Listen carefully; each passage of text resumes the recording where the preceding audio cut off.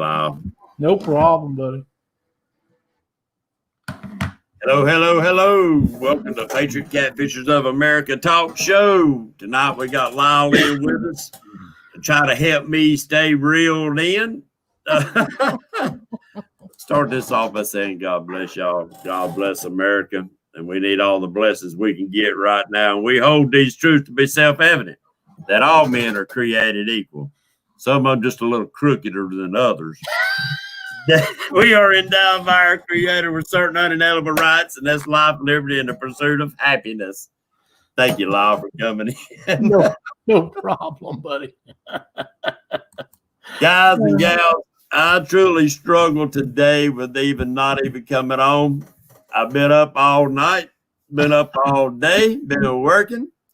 My brain is nowhere wrapped around even the first rod and reel. So we're going to wing it tonight and try to stay in a good mood and have a little fun, I hope.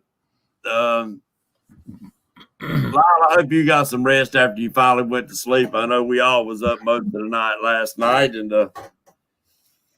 hope you dreamed about good things. Well, I didn't dream about waking up to what I woke up to. I'll let you have that. But yeah, I was in a video call last night with Mr. Dockery, Mr. Chad, and Mr. Mark from Catfish and Crappie, and we was watching the election results. And when Trump made his speech at 1:30 my time, I watched that, stayed up for a little bit past that.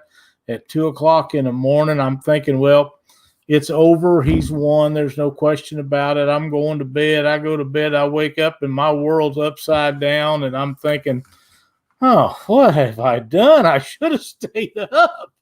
But well, all it would have done was I ended up with about a 10 on the headache scale because my blood pressure done run out the roof, and there wasn't nothing I could do from here at the house or nothing like that. So, and it's one of them times, guys and gals, I'm getting ready to say something. If you find it upsetting and you need to leave, I totally understand.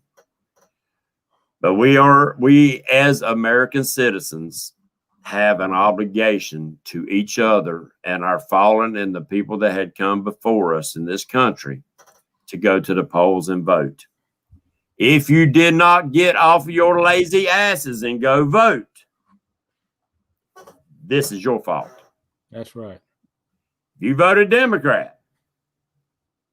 I applaud you for going to the polls and voting. Everybody has a right to choose whom you choose to choose. Yeah. I'll give you that. If you went to the polls, I'll applaud you for that. I will not applaud you for who you polled for.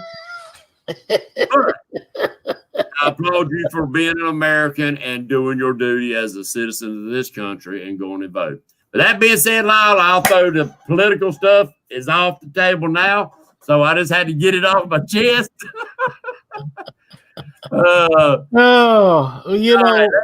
Drag in a little bit about some catfishing and some stuff like that. And I tried to think about some stuff a few minutes ago. And I seen like Palmetto had a couple great shows talking about rigs, talking about rods and reels and stuff like that, which is great. I think sometimes we need to talk a little bit more about technique. What techniques work? Like we got into a little bit on it Monday night of how Creole does some of his type of fishing down there, some of what you do up there in your area in Missouri, and what me and some of the other guys around our area do on lakes, the difference in rivers and lakes and stuff like that. With that being said, I know that sometimes some of those techniques that's used on a river can be used in lakes or vice versa with the right conditions. With those conditions, say like we do a lot of dragging, y'all do a lot of drifting. Are they anywhere in on the river sections that you are able to drag baits, or is it more that's because of the current you have to drift? No, we can drag on the river. You can't do it out in the main channel where you have. And I always get so tickled. These guys say, "Oh man, we're got 1.5, 2 mile an hour current." Well, we never see that. It's always 3, 4, 5, 6, 7 or more miles per hour current for us in the Mississippi and the Missouri River. So it always tickles me when they think they got a lot of current. And realistically, to me, that's like dead water. But if you want to drag baits on the river, you just find you a big eddy behind a wing dike. There's a lot of dead water behind wing dikes, and some of it's really, really shallow, and other parts of it's got some depth to it. It depends on if there's blowholes. It depends on if it's come up over top of there and washed out behind it, and there's always a scour hole at the end of a wing dike. So if you get up in there and you're marking good fish, throw the planer board out or just troll around and drag baits around behind you. I mean, some of those wing dikes that we have on these rivers are wider from the bank out than the majority of the rivers in the United States. The wing dikes themselves are longer than a lot of the rivers in the United States are wide. That's why when somebody says, "Oh, my river this, my river that," I say, the Rock River is a prime example up in Illinois. They call that a river. Well, around here, that is a creek. I mean, there's not very much water in it. It's not very wide. Salt River is a prime example in Missouri. It's the river that Mark Twain Lake's made on, and it's not a real big river. Most people, when you get up around anywhere other than at the mouth where it dumps into Mississippi, it's pretty big there, but the rest of the time it's just a creek too. Gotcha. And Salt River with that dam on it for Mark Twain Lake, a lot of times you can drift, drag, pull baits with boards or without them on there unless they're running water out. And then it's a little bit harder to do. But, that's where we see 1 mile, 2.5 miles, 2 mile an hour current is on stuff like that where it's dammed up when they're running water through. But you just don't see 1.5, 2 mile an hour current on the Mississippi and the Missouri River unless it ain't rained for 40 days, all summer. That'd be the only, and then it's probably going to be more than that. It just is. Right. Those rivers. Those are rivers. They move a lot of water. They move tons of it, and there's places on the Mississippi where it's over a mile wide, and that's why they run them gigantic barges and push 30 or 40, 50, 60 barges up through there, and you just don't see that anywhere else. I know when I went down to Tunica, Mississippi, we flew into Nashville, I think, and then drove down. Mm-hmm. And I was on that plane, and that was actually the first time I'd ever flew. And we actually flew on Friday the 13th. Oh, yeah. I mean, I'm not superstitious, so it didn't bother me. And I enjoyed the takeoff. I enjoyed the being sucked back in my seat by the power of the motors. It kind of freaked me out when we got to cruising altitude, and it sounded like you cut the motors off. But but when we got into Nashville, he went out over the Mississippi and then banked around and come back into the airport. And when he banked around, I was on that side looking down at the river, and I thought, that son of a gun is huge. That's the first time I'd ever seen it. Mm-hmm. And from way up in the air, you actually get to see the expanse of that river. And it really floored me. It's just, that's a force of nature that if you really decided to get angry, we couldn't do nothing about it. No, that's exactly right. And one of the things, we was talking with Jeremy the other night about going down there, and I was teasing him a little bit about going down there before Chad got down there, but I've not been down to the Delta.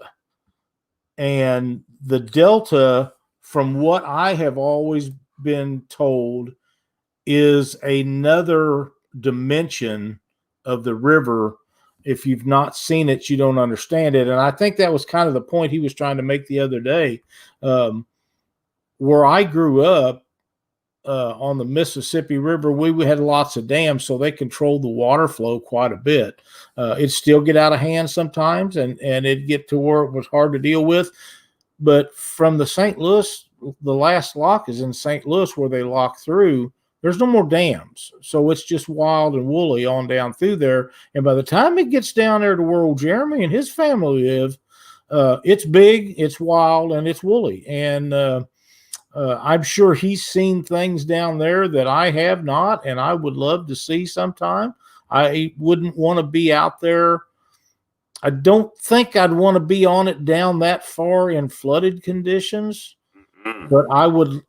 And for me, high water, fast current, that's what I like. The faster the current, the higher the water, the better I like it. And that's just because the fish are usually active. And you can get out of it if you don't want to be out there. Like I say, there's wing dikes, there's eddies, there's places you can get where you're not in so much of that. And those fish have to get out of it too, because they got to have a break. They got to take a rest.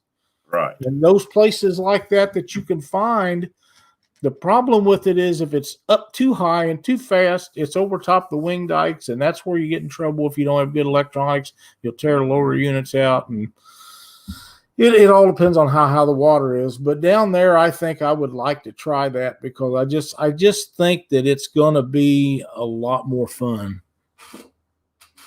Yeah, Mike Greenwell says, talking his language, yeah, he understands the fact that current makes those fish work. They're working, they're expending energy, they got to feed, they got to. It's a great time to be on the water fishing when that water's up and that current's rolling. It just is a great time to fish.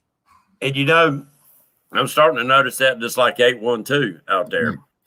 He does his best when the water's up in the trees and it's flooded out. And, I haven't had a chance when Wiley and them's flooding out to get out there and fish.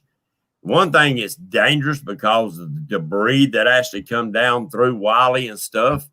You really have to pay attention and be careful. But next time we get some major flooding, I want to go. Yeah. I want to take that chance. I got some spots that I know that would be up in the trees. I know, or I've already caught good fish shallow there. So I want to go try it. Yeah. Tell me now, the problem with that, do you have problem getting bait during that time? Usually I've got bait. If I'm going to be fishing rivers and stuff, I usually get my skipjack or stuff early. But not really. If the wing dikes are not completely covered up, you can still go in behind them and get all the shad and moon eye and sometimes skipjack that you want. Another thing is it depends on the time of year. For us, it's always been cold weather, cold water.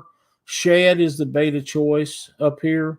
When it starts spring through fall, skipjack, moon eye, and I know I get in trouble every time I say this, but I know everybody's skipjack this and skipjack that. I will take one moon eye over 10 skipjack any day of the year, any day. And I like to fish with skipjack because it's usually fairly easy to get, or you can purchase it. Moon eye, not so much, but I've always been able to catch more and bigger fish on moon eye than I have anything else on the river. It's harder to get in the wintertime, but spring, summer, and fall, it's an outstanding bait. And it's kind of like a herring, but right. They're oily and greasy, and them blues and flatheads dearly love them. Well, that's interesting because now I've heard that. I've heard them call that the catfish candy, the moon eye and stuff. We don't have either one of them around here.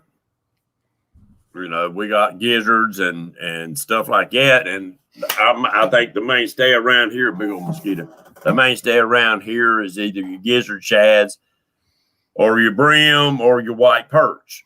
Of course, North Carolina, we use sport fish, but yeah, you're so lucky about that. Not so lucky with boaters. well, Very I lucky mean, about being able to use bait.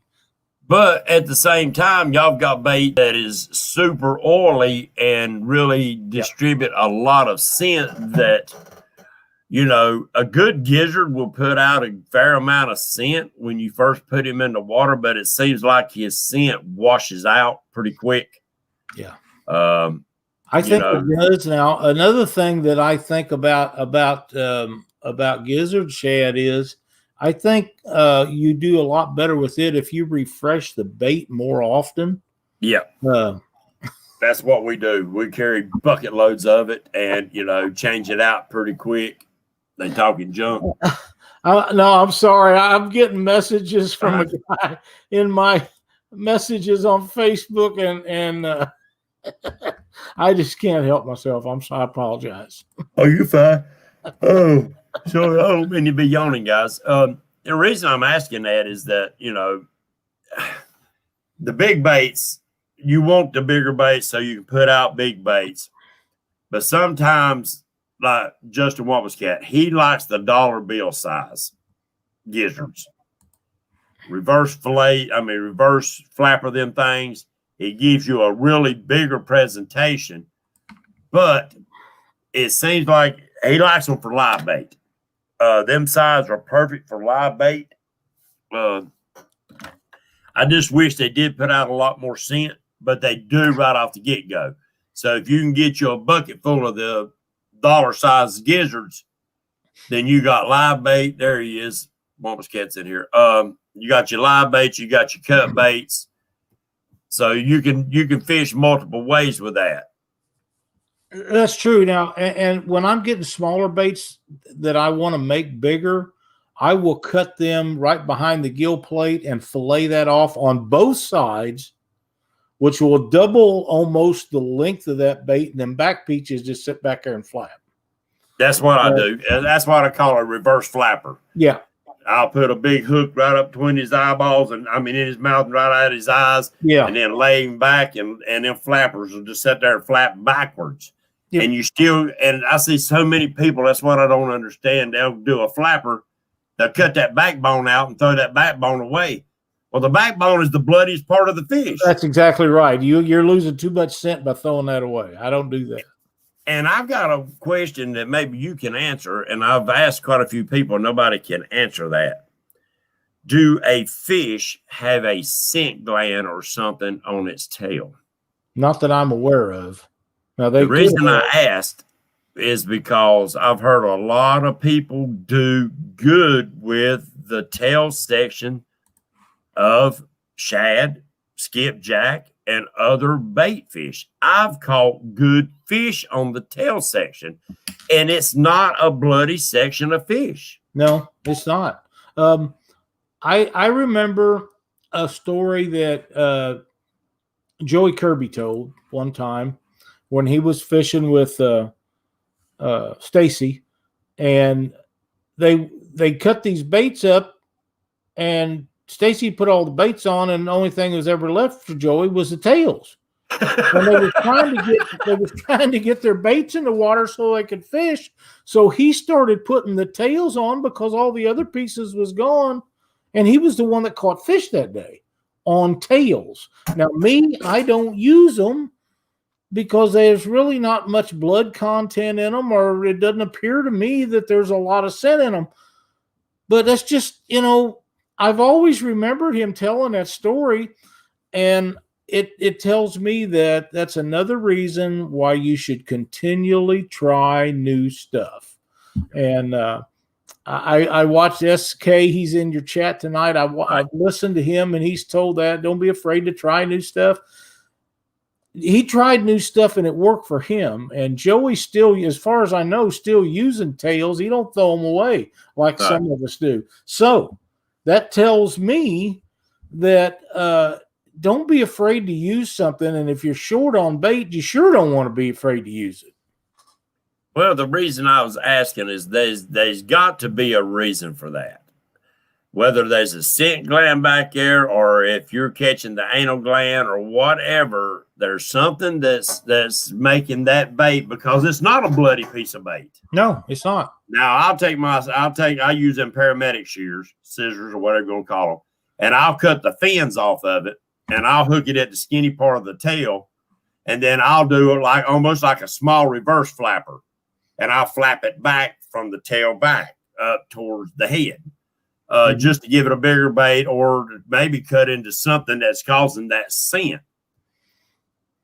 And plus, them things cast pretty good. That's a good casting piece of bait. It is. So you're right. Don't be scared to think outside the box and try something different, because there's something to that.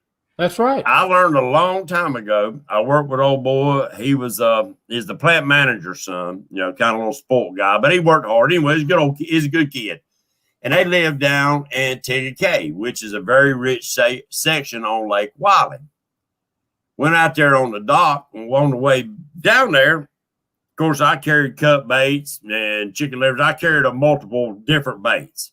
I'm one of them people. If this ain't working, I'm going to try something different, especially if I know there's fish in the area. Well, he stopped and got 2 dozen crappie minnows. I said, dang, we're going to catch some crappie too. Cook some crappie. He said, no, I'm catching catfish. I said, well, you use what you going to use. He put them out there like you crappie fishing underneath the bobber, and he was catching 10 to my 1. Oh, wow. And me using cut bait. Now, it was just channels back then. That's okay. Blues was just finally starting to show in Wiley, but nice channels.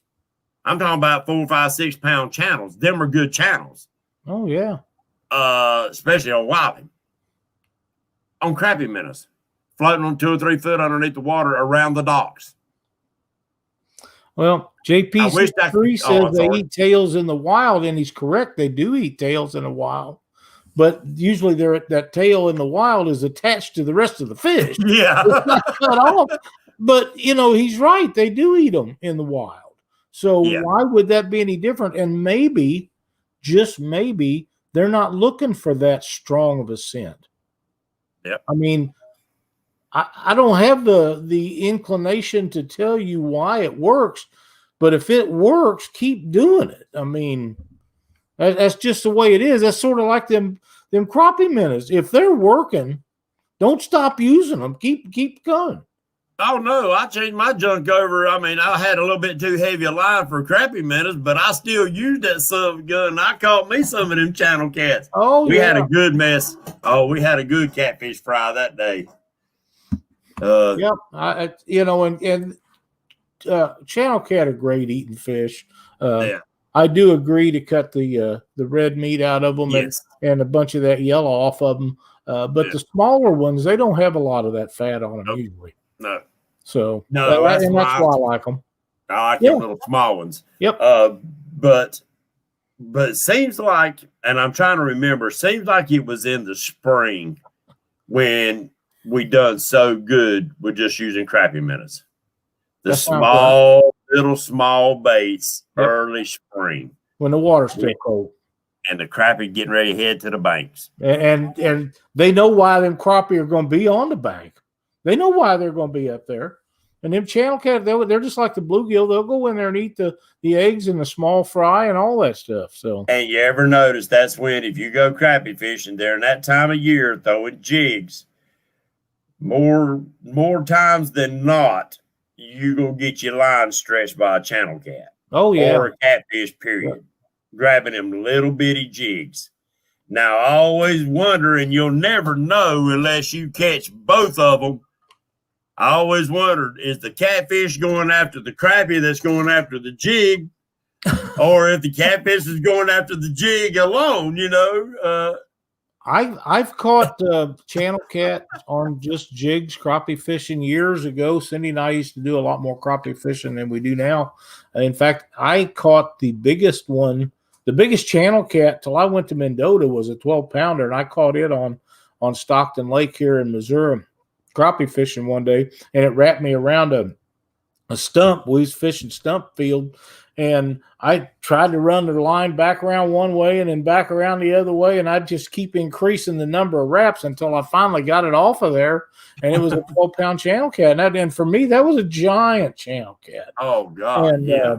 We got that thing, and I told Cindy, I said, man, that's a dandy. We got to take this baby home and get some pictures and either stuff it or something, because I had never caught one near that big in those days. Right. But that was caught on the jig, crappie fishing, and it's just good. They're fun to catch on light tackle, man. Oh God, yeah. David Martin said they love crickets too, and yeah, I've caught brim fishing, and them channel cats come right up there and suck them crickets right off the surface of the water. That's another good way to catch them moon eye too. Oh, is it? Yeah. That might have been a secret you didn't need to tell on here. It's okay. It's okay. If it'll help somebody catch some bait, there you go. Fish, I'm okay with it. But yeah, them moon eye, they love crickets. They really. Yeah, I hear you. And there ain't too many fish out there that don't eat them son of guns, are they? I don't think so. It's kind of like grasshoppers. Have you ever? Yeah. I haven't done it in years, but when I was a kid, we used to catch them just to watch the fish eat them. And when you throw them in a pond, you're playing by a pond bank, you take them big old green ones and throw them in there. If one got it was probably a bass. Yeah. Oh, yeah. Would get the smaller, the cricket size ones, But yeah, when you throw that big one out there, when he stopped trying to get to bank, business is fixing to pick up because there was something major coming after his tail. Yeah, it's I told that secret about down there on Santee, the grasshopper thing. That old man ain't dead. If he is dead, I'm probably gonna be haunted. But when if he ain't dead, he hears about it, he probably gonna come up here because he's a guide. And it's the first time I ever seen people hit a catfish in the head with a ball bat. Oh my. Well, he does it, like if you keeping them. You know. He said, if they in there wiggling, they melting my ice. So the first catfish he hit the floor on that boat, he reached back there and pulled out one of them little bitty small bats and said, "What?" I said, "Oh my God." He put a big old dent in that catfish's head and that fish didn't wiggle no more. I said, "Son of a gun, I got a headache." He said, "Yep, if they wiggling, they melting my ice." So he puts them out of their misery, throws them on ice, and dangest thing I ever seen in my life, though. Every time he hit it that night, I just flinched, man. I thought, man, that hurts. Well, yeah, here's something, too, that if you're catching fish and you're planning on eating them and you put them in a cooler or whatever, cut the tails off of them. Let them bleed. Get it just before you ever dress them. Yep. And I like putting them on ice because they firm up. And they're a lot easier to dress that way. Sometimes we don't have sometimes we don't take ice and decide later that we want to keep a few. Not very often, but I do believe that on ice, like I say, they firm up a little bit. If you cut the tail, they'll bleed out. And when you dress them, then they're just all white meat. They're really good eating that way. Well, I tell you, he'd put them on ice because we'd pull back in. And there's always old black guy sitting down there at the dock, Lyle, and you give him a couple of dollars, he'd clean your fish for you. And I tell you what, he's one of them guys. He's one of them old guys that I wouldn't want to piss off in the back corner because I believe he'd cut you from butthole to appetite, son, and not leave a bone untouched, boy. Because you could bring a cooler in about 10 minutes, every fish in that cooler would be cleaned and skinned and ready to cook. Well, I'd be all over having somebody clean. That's one of the reasons why it was 15 years or more that we didn't keep anything to eat just because I didn't want to clean them. And there's nothing, it's not hard. No. I just don't like to do it. And it's the same way bluegill and crappie. I really got to want one to eat, to have to fillet one out, and it just takes a minute to do it. I mean, don't fillet it out. I've got all the stuff. Yeah, I don't fillet nothing except the bigger cats. If I'm gonna cook, if they too big, I try not to keep anything really. If I'm keeping catfish, nothing over 12 inches. I don't keep nothing over 12 inches because I like to fry them whole. Same way with my bluegill and my crappie, sunfish, whatever you want to call them. If they're too big that I think that the inside of the meat is not going to get cooked, I cut the little slices in the meat, and all I do is gut them, scale them, and bread them and throw them in grease. Creole, one of James fillets those fish. Yeah, I don't fillet, but that old guy, Lyle, he would amaze you. He had about 10 of them little fillet knives up in his thing. Every one of them sharp enough to daggum shave with. And he could peel the skin off of them fillets with that knife, and you could about see through the skin. Wow. It was amazing. And if it got a little bit dull, he stuck it over and grabbed the next one. And, time you go through a cooler, he done went through every one of them knives. He'd be ready to start shopping. He'd be sharpening when you picked up the cooler to move on about your business. It just amazed me. It really did. But there's a question in here. It says, have I ever cut gills off and let them bleed? No, I have not. Didn't know that you could cut the gills off of them. They bleed out like that. That's a new one for me. And I will try that though. If that I'm okay with that. But usually if I'm getting into a good mess of gills, Lyle, the only thing I cut, I chop the head off, put the head in a baggie, put the body on ice. The body's for eating and the head's for fishing. That's right. I wish we had them kind of regulations. I really do. I love them. But, I always wondered about that sin on the tails because and it's something that I've been saying for a long time, and I've always wondered, and there's probably no way to ever really verify what I'm saying, is that certain seasons, I think other baits catch more fish or bigger fish. I'm not saying that these certain baits, just like you said, skipjack and your big gizzard chads. Gizzard chads, you say, is your trophy bait for the wintertime over top of the skips. One of the things, mainly because you can't get that many in the wintertime probably, right. And your gizzards is your predominantly mainstay. With that being said, even if you could get the skipjacks, simply because they're not in that area at that time as the predominant bait fish, I think that gizzards is why the mainstay for what you're fishing for. I think that works for anything. Now, in a lake, it might be a little bit different, simply because, like Lake Wiley, huge numbers of the white perch, but also huge numbers of shad. Both gizzards, not so much the big gizzards, they are a bunch in there, but they're more scattered. You'll catch them in amongst, unless you know exactly where to find them, which that's tough. Them guys don't give them secrets up on Wiley. But it's a lake. I'm just looking at a lake, not just necessarily Wiley, but most lakes. So wintertime, they still catch numbers of catfish on the white perch. Gizzard shad, they catch numbers on gizzard shads. But I have caught a lot of fish during that time, Lyle, on the little tread fins that everybody don't want. Yeah. And I think it's because during that time of year, all fish slow down. The water's cooler, their metabolism's slowing down.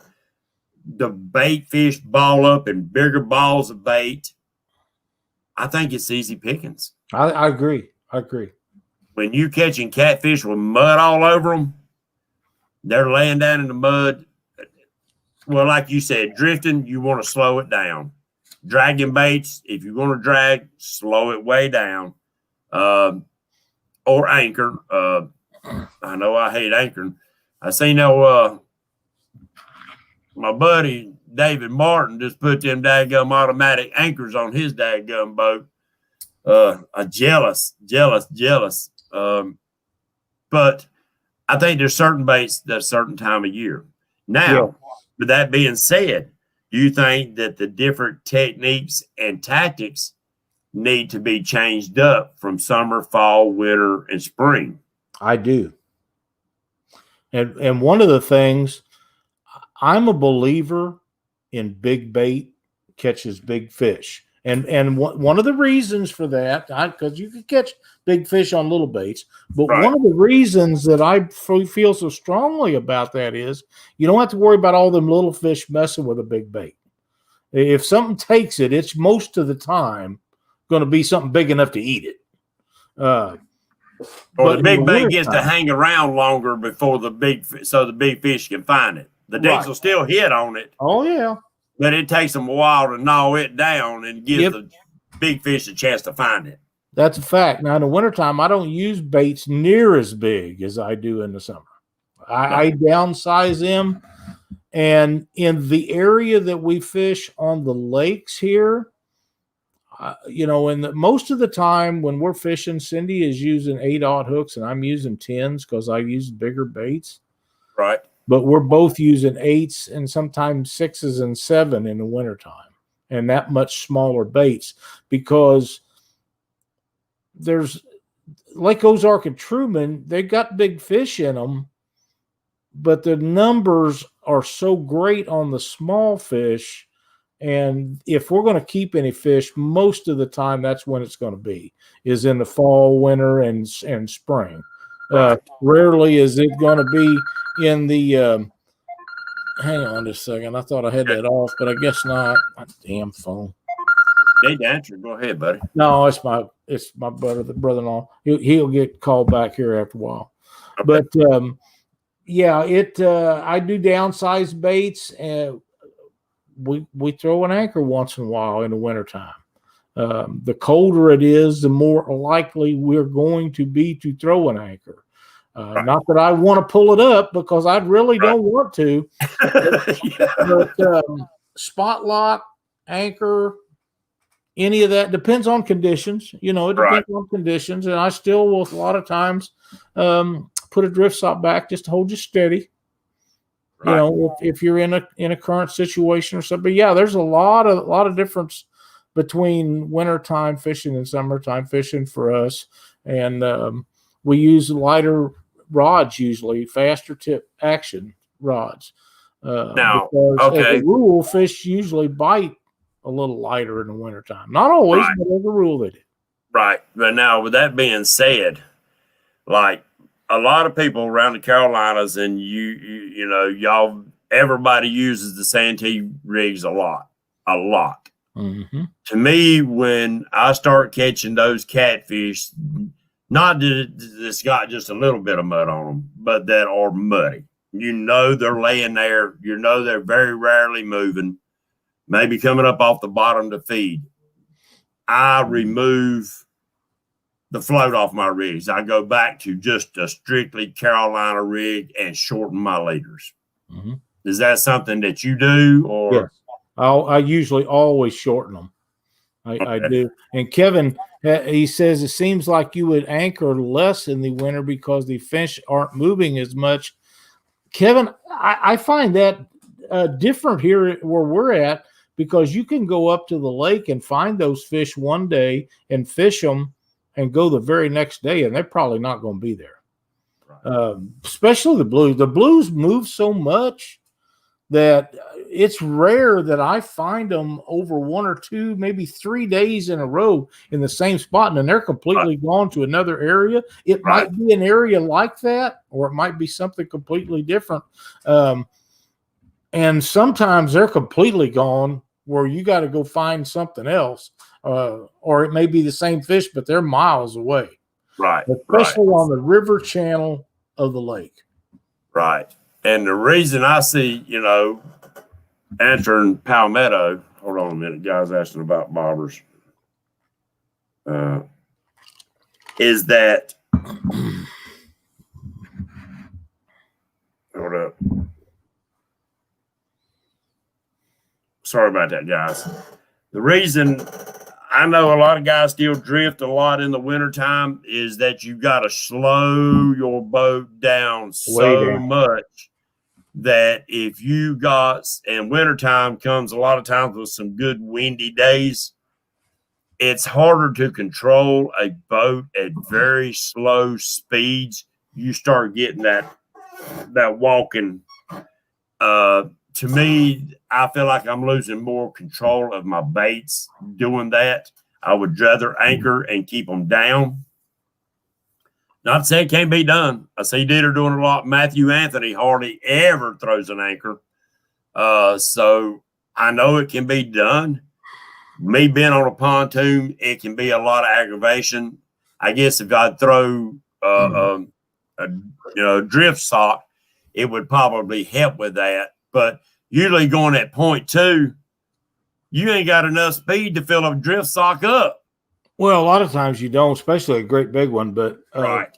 One of the things that get me, James, is those fish, blue cats and channel cats, especially blue cats. Yep. They eat year round. They're not like a flathead. The flatheads in our area, when it gets really cold, they go dormant and they don't move. And the only way you're going to catch them, regardless of what people say, is snagging them. You're not going to get them to bite. I've watched video after video after video where they put them things down there and they jig bait right up on top, bounce off their head. They won't touch it. No. But you can snag them. And that's what these guys do. And they say they're catching them. Well, they're not. They're snagging those fish. Yeah. I find that very disturbing. But blues eat all the time. Now, there's times when they'll lay in that mud. They're not as active because when you pull them up, you can see the mud that's on their belly. But they're still eating. Yep. And when they eat, they're going after the bait. Now, the bait slowed down. I don't know how fast the bait's moving in the water and when times like that, but it's still moving. So they're still having to go chase it down and catch it. So why would it be any different dragging bait slowly through where they're at and letting them chase after that than throwing that anchor? Mike Greenwell said water below 45, he anchors, don't like it, but he'll do it. Yeah. I'm sure he don't like it. Yeah. Mike likes that boat moving. And I do too. I enjoy dragging and drifting. I do.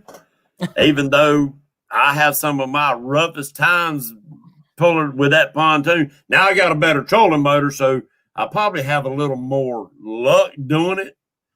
Than that other old trolling motor I had. Me and that daggum pontoon to do donuts in the water, and that ain't no fun when you got baits a long way out the back of your freaking boat. Yeah, and that's something else I don't do, James. What's that?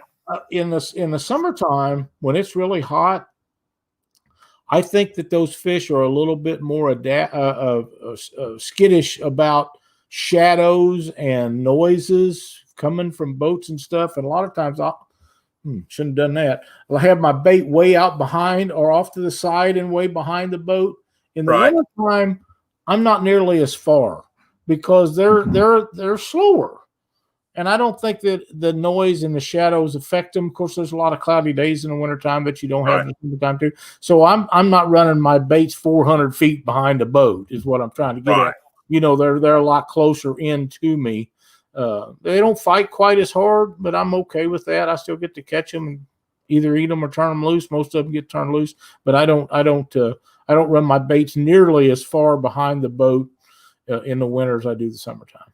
So that's telling me that you're more apt to put more down lines than you do in the summertime.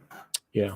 Well, Cindy is the believer in straight off the side of the boat, suspend baits.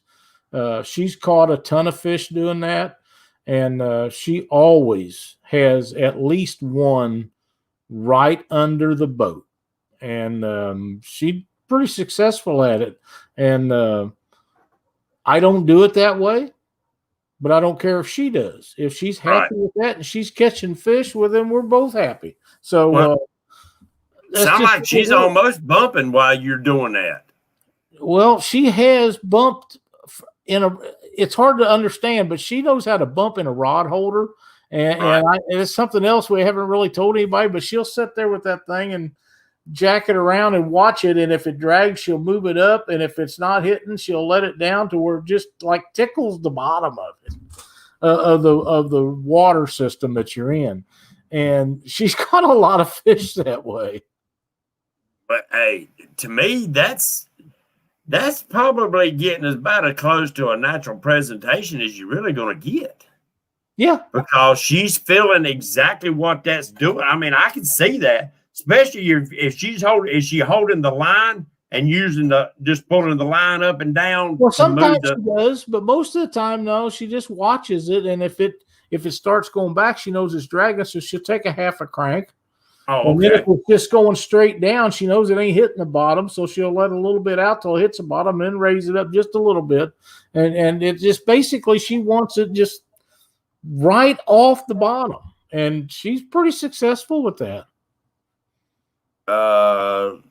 Spinning baits in the wintertime, good idea or bad? Palmetto, I'm gonna say good. Absolutely good. I think it's good. They're slow. Especially if you don't want to drop anchor and you have very little wind, that you can let that wind just kind of barely move you through that area where you've done marked fish laying dead on the bottom. Oh yeah. I mean, I've dropped them. I've moved my daggum rod stance where the rod's actually right against the side of the boat going down. Then move one out another where it's sticking out about 3 foot away from the boat. And then one that's got the rod all the way out. So you got one at right under the boat, one at 3 foot, and then one at 7.5 or 8 foot, however long your rod sticks out the side of the boat. Yep. So you cover a lot of water, and then you can, of course, couple off the front. But you're moving baits, and I have set them at, where they're dragging through the mud a little bit, and I have set them where they, 6 inches to a foot off of the bottom. Yep, and I judge that by how far I turn my reel, but you have to be aware of how many inches per crank that reel will raise your bait to get a hang of it. You got to know. Yep. And one of the things that about suspended bait is catfish's eyes are on the top of their head. Yep. And they would much rather go up to get their meal than go down, because they would have to tilt their head down to see it. If they can see it, a lot of theirs is done by scent, and I understand that, but I still say they would rather go up to grab that bait than they'd rather go up to get it than they would go down to get it. And I mean, why would their eyes be up there? Right. And, that's like a channel cat. A channel cat has an overbite. He will eat off the bottom. He was born to eat off the bottom, worms, whatever he could get his mouth off of. Yep.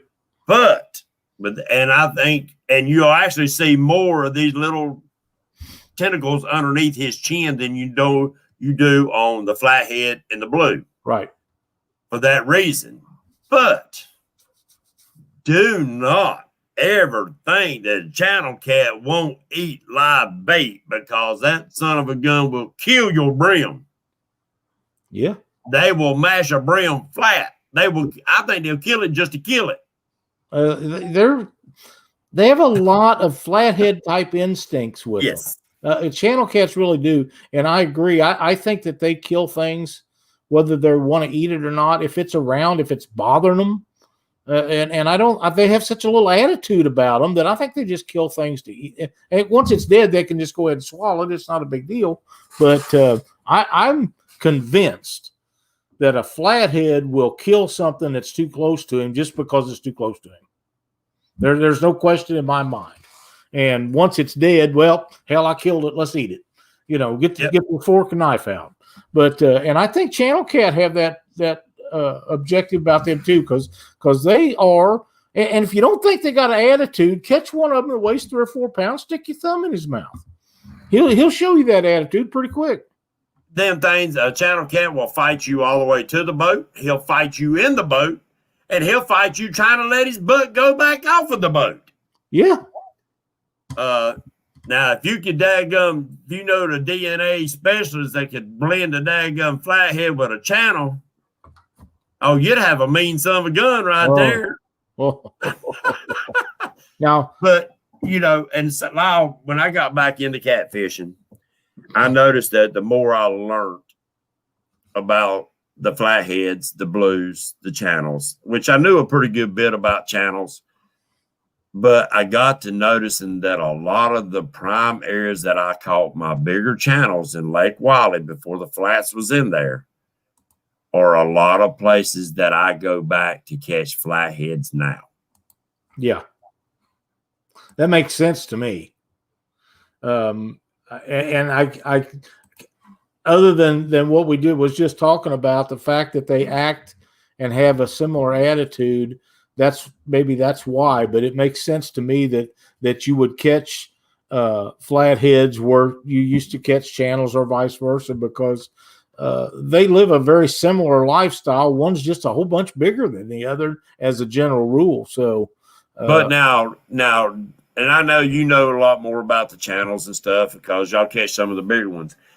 Do they get the name channel cat from predominantly moving fish running the channels, or do you think it come from something else? I have no idea. Because I catch them a lot up shallow. Always have. Yeah, and they do. They a lot of them are caught up shallow, but I don't know where they got their name at. And Mark from Catfish and Crappie says if a bullhead got to be 20 pounds, he wouldn't get in the water. And he's right about that. You talk about a fish with an attitude. A bullhead catfish has one of the worst attitudes of any fish you'll ever catch. They're mean, and they will bite you for no bigger than they are, because a big bullhead is what, 2 pounds or a little more. I've never caught none that size. Oh man, you got to get in a pond where they've been in there a long time, because they multiply so fast that if you don't keep them out of there, or somebody gets them out for one reason or the other, that they'll overpopulate a pond. But I used to have a pond that I'd go to for bait, but we'd always get the bigger ones, and I'd dress them up and we'd eat them when I was a kid. And they're a little muddy tasting, but they're not bad. You wouldn't starve, would you? What's that? You wouldn't starve, would you? No. It don't matter to me. But yeah, they're them ones that are about 6, 8, 10 inches long make some great flathead bait if you're going out for a night of flathead, and there are great baits. And if you find a pond that's got them in there, there'll be plenty usually. Yeah. K&B, I do have a little Cajun in me. He heard me say learnt.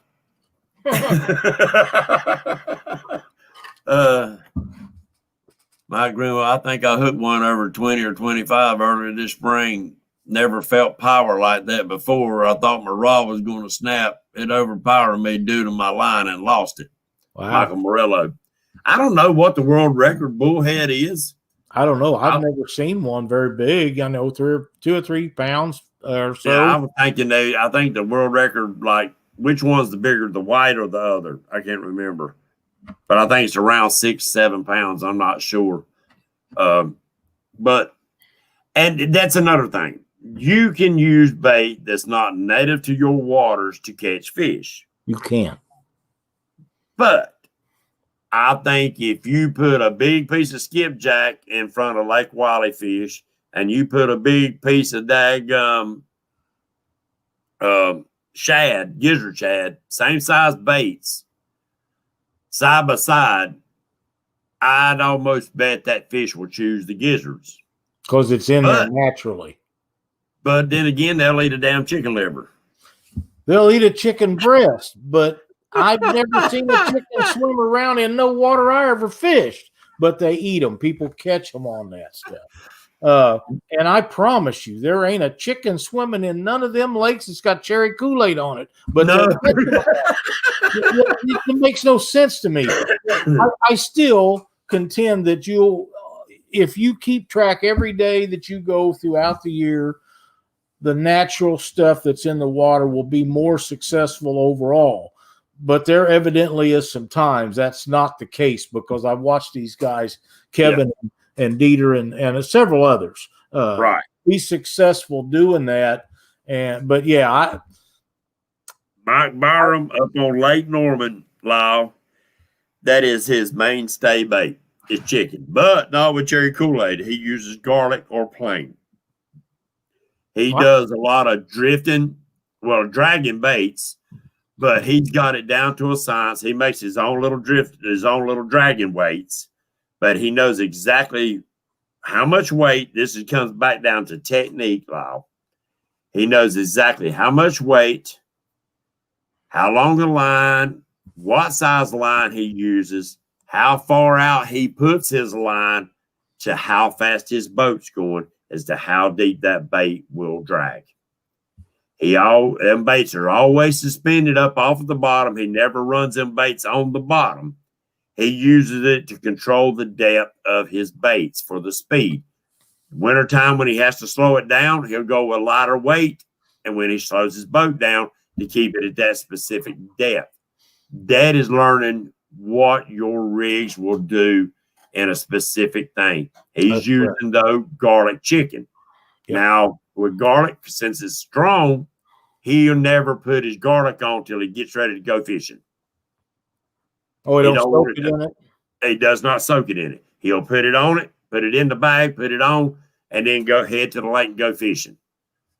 He does not soak it overnight because he says it's overbearing, and that's why a lot of people don't have success with the garlic on the chicken. They make it too strong. Yeah. Go ahead. I'm just curious to know when Katie is going to catch old Dockery killing her chickens and use them for bait.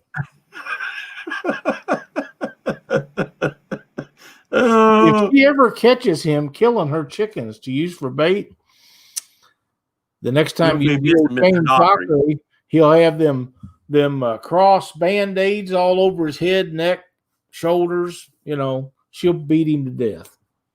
I'll become cooter bait out there in one of them daggum ponds. Buy him a pair of concrete tennis shoes. Oh man, he's been tearing up the crappie and bluegill and stuff. Though, bless his heart, I'm glad to see him get out and catching them things, because I can't do it right now, and I enjoy watching old James, but I'd rather give him a hard time, and I'd much rather see Katie whack him with one of the. But you know what we need to do? We need to save up and send him and her one of them sets of them couples. What do they call them? Batons that they use for training for fighting in there. His and hers baton, and tell them they had to do it live. I watched a video of a wife and a husband. She got it, and he said, "I'm gonna wear you out." And by the time he said out, she whopped him upside the freaking head. His hat went flying one way, his glasses, and they fought. But at first, it shocked him because she whopped the crap out of him. But then they got to laughing, and it was funny. He beat her. She was trying to run. He was whacking her with that. And I thought, right there's Katie and James. Do it live. Oh, he sent me a message in chat. Did I ever see him use chicken? No, but he don't show everything that he does either. So. But I am glad he's been out catching them crappie. Yeah. He caught some great crappie out of them ponds at his house, and I was hoping you got to keep control if you got them in your ponds. Yeah, I wished he would do a cook and clean. I'd see if he can really clean them or if he makes her do it. Hey. Best thing for skilling a fish, Lyle, I hadn't found a better item, and that's a daggum spoon. Yeah. That is I'll good. Take that spoon, put it on a file, and get that bottom edge pretty sharp. Yeah. You just slide it right off. And don't ever lose it, because you'll never, once you get one like you like it, you'll never get another like that one. No, you sure won't. But now, there was one other technique that I was wanting to talk to you about. And I know Carolina rigs and the Santee rig is pretty much the same rig. You just adding a float, whether it's a Demon Dragon or just a peg float or whatever you choose to use. And I know we've talked about in the big waters that you don't think necessarily that they actually hear or feel the vibration of a Demon Dragon. You think that maybe it's once they bite it that they get that sensation that maybe increases the bite down or whatever on that. Well, I think that I don't know that they hear them. I think that they feel vibration, especially off of them ones that spin on the line. Right. Those things got to put out a lot of vibration. They really Yeah. do. But Yeah. when you get in these muddy waters like the Mississippi and the Missouri, and you're down 20, 30 feet, I don't believe they see anything to mount anything. That's why their eyeballs is just little bitty things. What's that? That's why their eyeballs are little bitty things compared to even just a brim. Yeah, but they have sensors that have like taste buds up and down their body. Why wouldn't that work the same as for feeling vibrations and things like that? Well, yeah, I mean, because you think somebody that's blind, they're all their other sensations and senses are heightened. That's right. And I'm sure it's the same way with animals. In fact, I know we got that one kitten that is deaf. Wow. If you didn't know that and didn't really pay attention, you would never know it. Sure. He is so adapted to his world around him. Same way with the catfish. They got little bitty eyeballs. Yeah, they can see, and I know they can. But like Wally never gets what you call clear. It never does. It never has. That's right. Down 15 foot, them fish ain't seeing jack. Nope. So I think that the vibration. So with that being said, do you use any other rigs besides them two rigs when you're fishing, or is that predominantly your main go-to rigs? Well, I do use those a lot, but yeah, there's another rig that I use, and it's it's called a double drop looper rig. Right. You have two hooks at different depths, and they hook them. Except I don't use the looper off of them. I see no reason for that. I snell them on the line, and I'll go through that one of these days. I didn't always go get in that night, or I'd have tied one up online for people, but I see no reason to use the looper. And guys say, "Oh, that line to get in the way, them fish are not going to be able to get that hook." The hell they don't. They don't pay no more attention to that line than man the moon. When they suck that bait in, they're getting their meal. They don't care if it's got line attached to it, if it's got a hook attached to it. Don't care if there's a sinker on the end of it. They're sucking it in. They're getting them a meal, and they're gone. Right. And they're not line shy. They're not hook shy. They're not sinker shy. So I see no reason to go to all the extra work to tie that looper off so it can wrap around there and be right next to the line or your leader anyhow. So I just put them directly on. Right. I've had no problems with them not hooking up. So basically it's a Kentucky rig. But you're just snelling your hook straight onto the line. Straight on, yeah. Yep, sure do. I have to try that. Years, and I do that bumping too.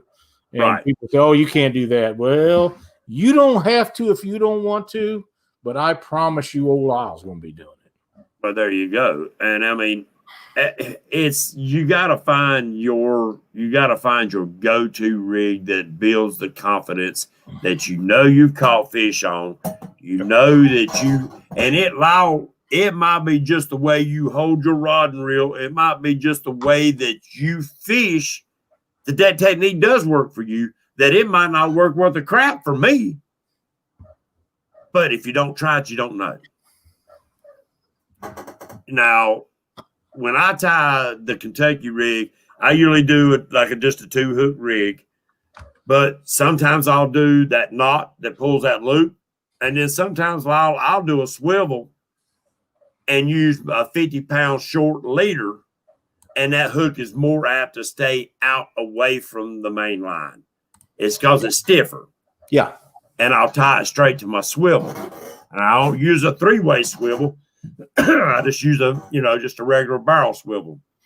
There is a way to tie a leader if you're using a heavy monofilament line to where you twist it and it sticks straight out, and you have your hook attached, and the hook get over here. The hook is actually straight down, but there's a twisted line that holds it out that far away. It doesn't drop down or twist. It's hard because it's twisted so snugly. And I can't remember what the name of it is, but if I see that again, I will keep that and we'll bring it up on a future show with you and I, because that's one of the ones that I think that would actually work. But them dropper loops, I've tried them every conceivable way that you can tie one up.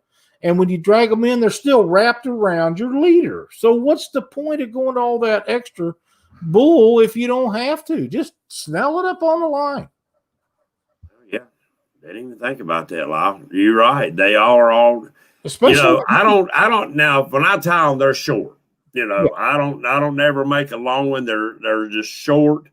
I do that knot, whatever that knot you call. You twist it in amongst itself. It's almost like a double uni knot. Right. And when you pull it out, but I never allow it to be more than about 3-4 inches as long as I'll use it like that. Yeah. DMV's in here. Hey, DMV, surprised you're not out fishing. Yeah, no doubt. He done another live the other night, long one. Yep. I don't know somebody said it. Awake that long. Huh? I don't know how them guys stay awake that long. Oh, I couldn't be. My little narrow tail would be sound asleep out there. There's Flint Hill. We got a lot of good guys and gals. I'm sorry that we didn't call out no names tonight. We love you, and we know we appreciate everything you do, all your support in here for us. Check out everybody's channel, guys. Share it up and share the debate. We do appreciate you coming in here with us, Lyle. Hey, I'm glad you asked me. I'm always glad to do it. It's nice to see all the people in chat. The guys that's in here, a lot of them follow us around different places and stuff. But DMV had been doing a lot of live stuff. Mike Greenwell had dropped a real nice video today. There were some others. Dieter had one out, but you know who's slacking on the kicking out the videos, don't you? That's right. K and B. Oh, they're slacking. But I'm having a look. Yeah, you too. Yeah, they do. Problem with the thing tonight. I keep getting all these messages from Mark and James and Chad. They're sending them to me on Facebook, and if you see me laughing, that's why, because they're having a big time with that. They think it's pretty funny. They trying to mess with you, ain't they? That's okay. I wouldn't do that to them. Well, I might, but it's good to see Flint Hill and some of these guys in here because they've been having some really good quality stuff come out in a lot of these videos these guys put out, and hopefully we'll get back on a straight and narrow and get some cut next year and get all that done. But it's really I'm going to be relying on all these people for a couple of months. My fishing will have to be done through all you guys because I'm not going to be able to get out and get it done right for a while. So, and I don't know that I see every video that comes out because I know I don't. Nobody does, but I watch a high percentage of them, whether it be late at night or in the morning when it's cool and I don't get up and around. But I watch a pretty high percentage of them and comment on most of them. Some of them I don't, and don't think something about it if I don't, because I might want to see what you're doing and get to know you a little bit before I make a comment. But I watch a lot of them, and Jimmy, can't remember his Smith, I believe his name, made one. Him and his brother went out and caught a big old fish on some chicken. I watched that one today, I believe. That was a great fish, 78 pounds or something like that. Giant fish. Yeah, I've been wanting to get him on the show for a long time, but his work schedule, he's usually working on a Wednesday night. Remember a long time ago, I was talking about swapping with one of the guys to bring him on to the show, and we never did get it done. He catches some good fish down on Santee, big fish. Well, his work schedule may be messed up as far as coming on the show, but his fishing schedule has been pretty good. Yeah, that's for sure. Been doing pretty good, so yeah, that's for sure. Really good. So, well, but everybody, we do appreciate you coming in. It's a little after 9 o'clock, and I'm going on over 24 hours with about 30 minutes of sleep. I'm surprised my head ain't been banging off the screen on us tonight. But I did want to come on. I did want to share some love with you. Didn't mean to get off on a tangent there for a minute, but I do love my country, Lyle. Oh, yes, sir. And I do want everybody to support and do your best to keep America, America. We thank you for your vote. We thank you for supporting America. Put out the American flags, guys. And nothing else. Turn it over to God. Let him take care of it, because right now we're in a mess. And only he can help us out, I believe, on this law. I think you're That right. being said, guys, God bless America. God bless you and your families. Keep up the good fight. And we'll do this again, Lyle. Absolutely. Monday night. Don't forget, tomorrow night, Mr. James and Chad will be on. There's a bunch of shows every night for Lyle. Is keep people busy. The days Only are in getting America. shorter. Only in America can you watch catfishing every day of the week now. There you go. There you go. So let's don't let it go any other way. God bless you guys. Keep up the good fight. Fly all glory. And we'll see y'all Monday night on Catfish Weekly. Take care.